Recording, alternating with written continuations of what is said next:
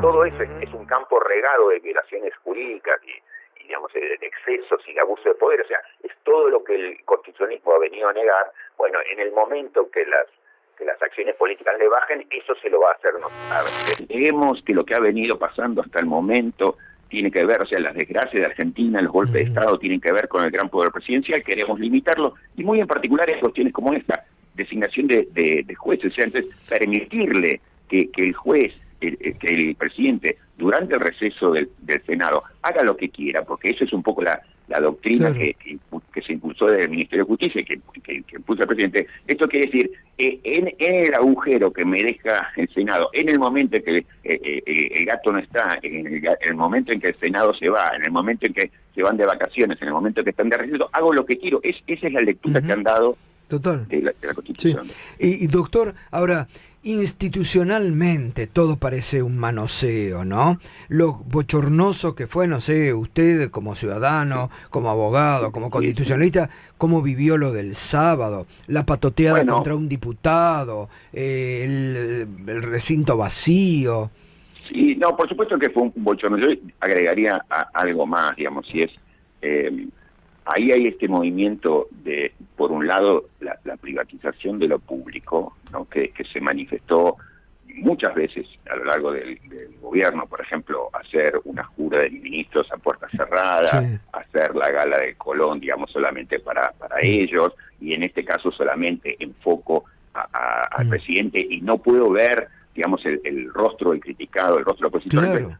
Por un lado, esta idea de privatizo lo público es grave. Y eso va de la mano de lo que ha sido la práctica habitual del presidente. Yo creo que tiene que ver en parte con su problema de desequilibrio y las prácticas habituales que él ha tenido, que tienen que ver con, digamos, usar lo público como un modo para continuar cierto tipo de negocios privados, que es lo que él hizo siempre en su vida, que es como vender publicidad, que es como hacer tarifar el acceso a sus servicios. Entonces es usar el espacio de la esfera de lo público para hacer más caros, para hacer más lucrativos los negocios privados. Entonces ha sido todo una teatralización exagerada, o sea, ya caricaturesca, de esta confusión público-privado, ¿no?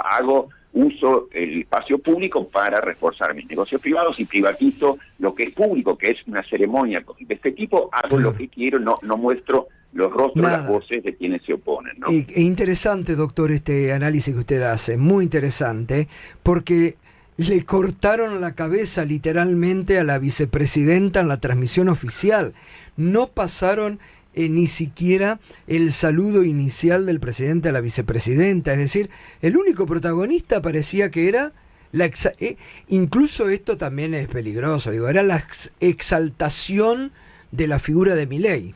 Sí, pero eso está desde el primer minuto, como decimos, o sea, el momento de jura de ministros y no poder ver eso, no poder ver los rostros de los ministros. Me acuerdo, exacto, claro, me acuerdo. Eso, entonces es una continuidad que en todo caso, digamos, es gravísima, pero que además tiene que ver con lo que hablamos, porque la Corte, cuando decide la semana pasada sobre la jura, también hace de eso una ceremonia a puertas cerradas sin dar razones públicas. En ese sentido, para uno ciudadano que tiene un ojo atento a la Constitución, todo lo que ocurre es descomunal, ¿no? Es como muy fuerte esta idea de privatizar la Constitución, de privatizar el espacio público, usar la esfera pública para continuar el negocio privado, no dar razones públicas, no explicarle al ciudadano por qué se está haciendo esto, no poder darle voz al que se opone. Entonces, todo ese manejo en la cual participa de modo asombroso el presidente, pero que acompaña finalmente a la Corte con las cosas que hace, con su no palabra pública,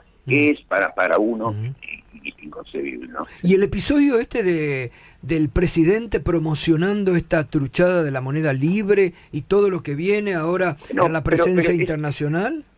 Es absolutamente consistente con lo que estamos diciendo. Esto es, la esfera pública es un ámbito en donde ahora a mí me ha subido el precio, porque entonces ahora, digamos, el poder que yo tengo es mucho mayor, y entonces para hacer el tipo de cosas que yo he hecho siempre, que es, soy un vendedor de publicidad encubierta, soy el que auspicia los cursitos que están haciendo tales o cuales, entonces si quieren que yo se los auspicie me tienen que pagar más. Entonces el Estado me ha subido el precio, entonces, o sea, más allá de la cuestión estafa, que esto es la comisión para mí, de un crimen gravísimo desde la esfera del Estado, que implica, digamos, obviamente que da razones, o sea, son de las causales de las que habla el juicio político, digamos, más allá de la necesidad o no de hablar de eso, o de la posibilidad política de llevarlo adelante hoy, pero digamos, si uno quisiera, digamos, todo el camino está obviamente allanado por utilizar el espacio público del modo para el negocio privado, por la malversación, digamos, de los fondos que se ha hecho siempre,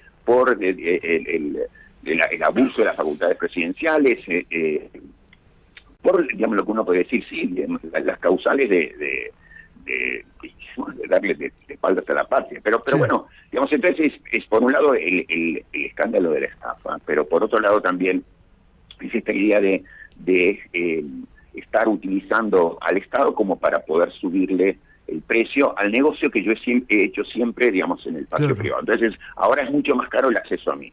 Ahora, si quieren que le haga publicidad, entonces tienen que pagar mucho más. Entonces, en ese sentido, es adicionalmente de la cuestión de la estafa, que es gravísima, es esto de la confusión permanente que ha tenido, que no comprender, digamos, seguir haciendo negocios, entonces ahora puedo hacer negocios más caros, o sea, puedo vender esto más caro de lo que lo vendía antes. Entonces, todo eso es, más allá de la cuestión, qué escándalo, es comisión de delitos de distinto tipo, de distinto nivel, de distinta gravedad, pero todos son, digamos, delitos. Entonces, uno, digamos, yo creo que hoy se los está frenando porque no hay consenso suficiente como para reunir las voluntades necesarias para hacer un juicio político, o también no tenemos formas de reproche en la Constitución, increíblemente, lamentablemente, ya sea o el voto periódico o el juicio político, o sea, una herramienta gravísima, o sea, no tenemos espacio, y los jueces tampoco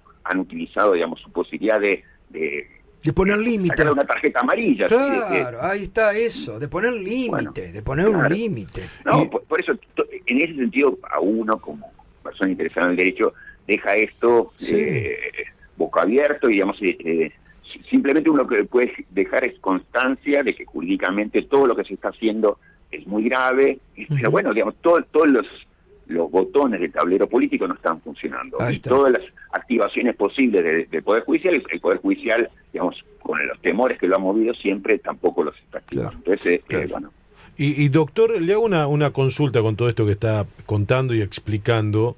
¿En qué estado está la democracia? Porque a veces escucho mucho que está en riesgo la democracia. ¿Cuál es su mirada? Yo creo que, digamos, estamos en un momento en el mundo, y Argentina en ese sentido, lamentablemente, es protagónica de este momento caricaturesco de la historia. Yo lo veo en la metáfora de la reunión Trump-Zelensky del otro día, y es la civilización estaba marcada por ciertos límites muy importantes que impedían que la pura violencia o que el Far West, digamos, se impusiera. Entonces, en un momento, digamos, eso tenía que ver con las limitaciones que podía establecer la moral religiosa, en otro momento podía ser, digamos, la moral de los principios, la moral del tipo kantiana, en otro momento, digamos, es la centralidad del derecho.